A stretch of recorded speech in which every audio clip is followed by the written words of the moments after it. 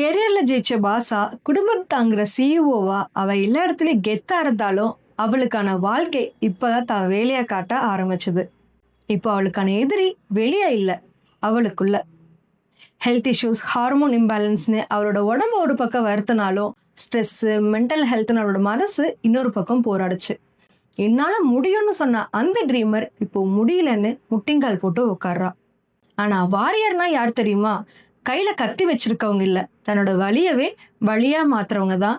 எப்படி? தன்னோட வலியவே வலியா மாத்துறவங்க தான் உண்மையான வாரியர். ஹாஸ்பிட்டல்ல நின்னுட்டு இந்த உடம்ப என்னை ஒன்னும் பண்ணாதுன்னு சொல்லி தனக்கு தானே ஆறுதல் கூறிக்கிட்டா. அவ பிரேக் ஆன இடத்துல இருந்து தான் இன்னும் ஸ்ட்ராங்கா பில்ட் ஆக ஸ்டார்ட் பண்ணா.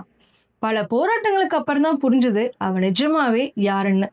சுத்தி இருக்க எல்லாத்தையும் ஜெயிச்ச அந்த வாரியர் இப்போ தனக்கான வாழ்க்கைய வாழ ஒரு அழகான பயணத்தை நோக்கி ஸ்டார்ட் பண்றா.